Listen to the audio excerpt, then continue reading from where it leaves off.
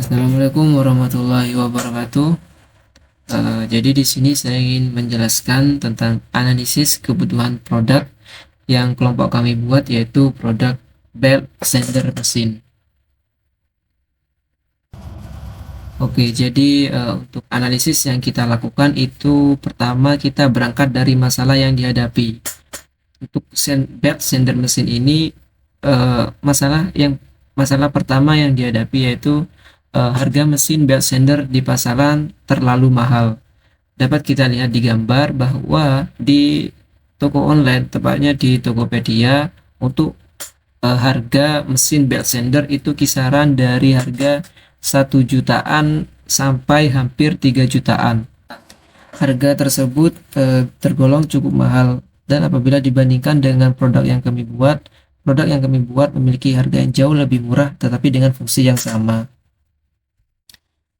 Oke, jadi untuk masalah yang dihadapi selanjutnya yaitu mesin yang tersedia kurang fleksibel dan sulit dalam perawatan. Jadi untuk mesin belt sander yang ada di pasaran itu biasanya kurang fleksibel karena pertama, desain yang tidak modular. Mesin yang ada biasanya dirancang secara tertutup dan terintegrasi sehingga sulit dimodifikasi atau dikembangkan sesuai kebutuhan pengguna. Selanjutnya yaitu karena keterbatasan penyesuaian. Biasanya pengguna itu sulit untuk mengatur sudut, tekanan, atau kecepatan sabuk sesuai jenis material yang diamplas.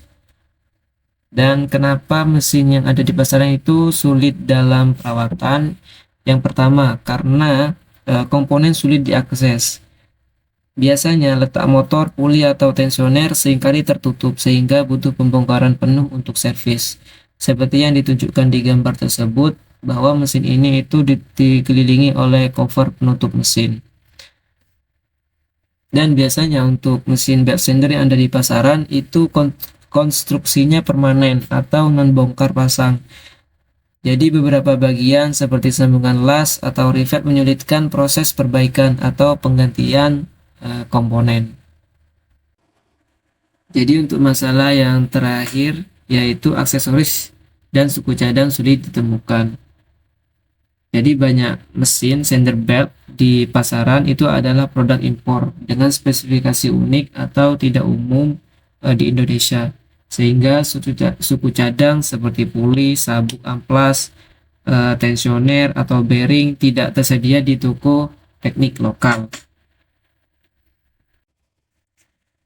Jadi berdasarkan masalah yang dihadapi tadi yang sudah saya jelaskan, maka kelompok kami mengajukan solusi yang akan diterapkan pada produk yang akan kami buat. Di antaranya yang pertama, merancang mesin belt sander yang ekonomis, modular, dan mudah dirawat. Yang kedua, menggunakan komponen lokal yang mudah didapat dan biaya rendah. Yang ketiga, desain yang sederhana namun fungsional, cocok untuk kebutuhan ringan. Dari analisis yang sudah dilakukan oleh kelompok kami, maka didapatkan desain mesin belt sander sebagai berikut yang tertera di layar. Jadi di sini kelompok kami menggunakan software Autodesk Inventor Profesional tahun 2024 untuk mendesain sebuah mesin belt sander. Jadi setelah menyelesaikan 3D modeling pada mesin sander belt, maka selanjutnya akan dilakukan sebuah simulasi analisis stres. Jadi menjelaskan sedikit, jadi ini adalah proses menganalisis gaya atau beban yang bekerja pada suatu benda atau struktur. Dan di sini saya menggunakan software Autodesk Inventor. Dan untuk gaya yang saya kenakan pada bagian plat untuk menahan benda dan yang datar dan yang vertikal ini, yaitu saya memberikan gaya sebesar 200 Nm. Dan ini merupakan hasil dari stres. Dan untuk stres maksimumnya itu adalah 9,119 MPa.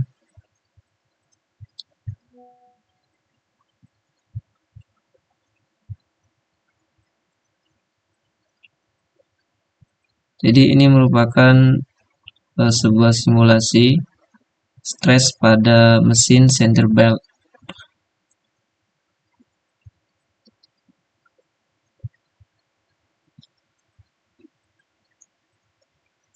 Oke, setelah diketahui nilai stres maksimum pada mesin center belt, maka selanjutnya kita akan berganti ke parameter displacement.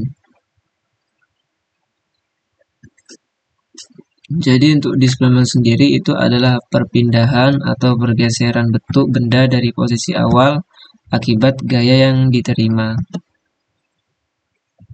Jadi untuk satuannya di sini yaitu milimeter.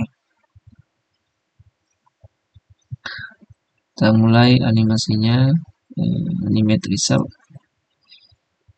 Jadi di sini hasil yang didapatkan dengan gaya 200 Newton itu displacement atau perpindahan dari bentuk awal ke akhir itu sebesar 0,01265 mm, yang artinya itu sangat-sangat kecil sekali dan menandakan bahwa dengan gaya yang sangat besar 200 Nm, perpindahannya sangat kecil, itu menandakan bahwa struktur mesin ini sudah kuat.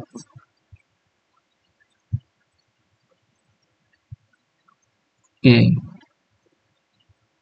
Untuk parameter selanjutnya kita akan menggunakan safety factor.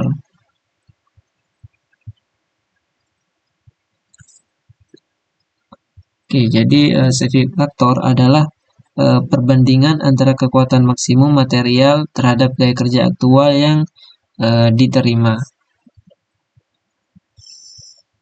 Dan di sini mendapatkan nilai safety factor sebesar 15.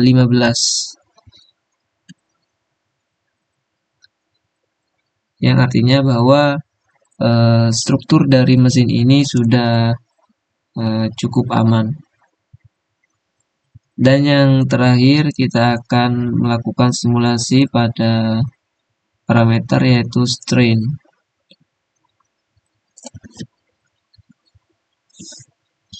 Berikut merupakan animasinya.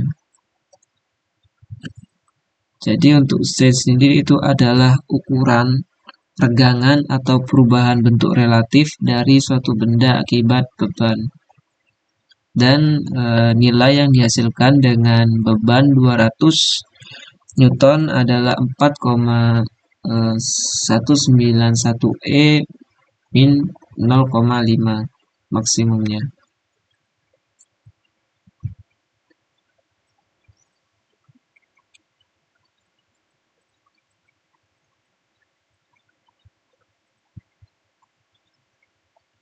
Halo teman-teman, perkenalkan nama saya Ignatius Setiawan Erwanto Putra. Di sini saya dari Capstone Design kelas D dari kelompok 4. Di sini saya ditugaskan untuk perwakilan lah, menjelaskan mengenai barang apa yang kami buat dalam proyek kami. Untuk nama barang yang kami buat itu namanya sanding bird matching.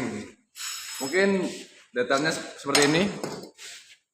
Nah, ini merupakan alat pengamplas atau alat penghalus permukaan dari suatu bahan.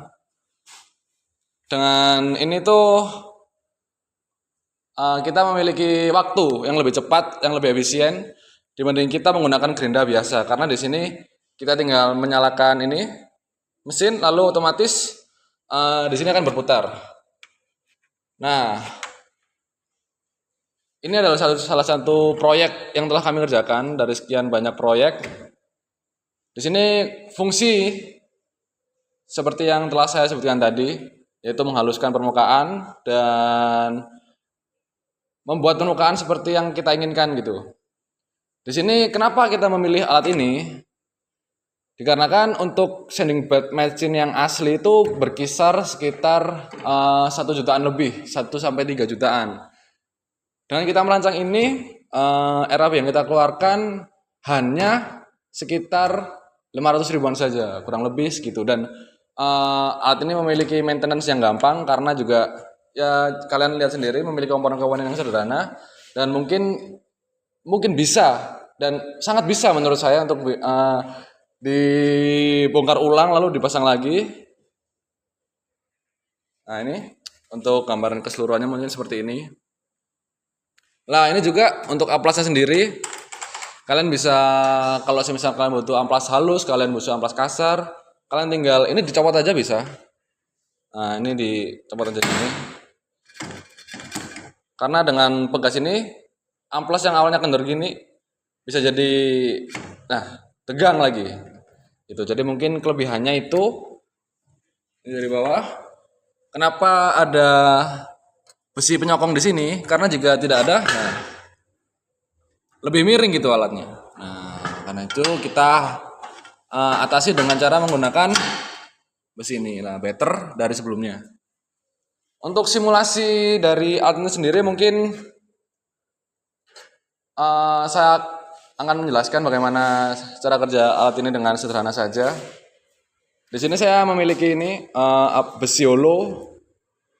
Nah ini di sini untuk kasar gitu. Mudah saja kayak semisal itu besi itu ditempelkan di sini. Alat ini kan berputar gitu. Nah, otomatis bagian besi yang di sini itu pasti juga akan terkikis gitu. Jadi rapi. Contohnya juga untuk yang ini las-lasan gini. Mungkin kalian bisa dekatkan dengan apa gitu, mungkin bisa tangan juga bisa, tetapi juga terlalu beresiko karena ini akan berputar dan otomatis sini akan permukaan dari besi tersebut itu akan halus. Itu. Mungkin itu saja spesifikasi yang saya tampilkan dalam video proyek kami kali ini. Jadi saya menggunakan maklum renda bekas agar bisa memangkas biaya RAB juga gitu. Mungkin itu saja dari saya, kurang lebihnya mohon maaf. Selamat malam.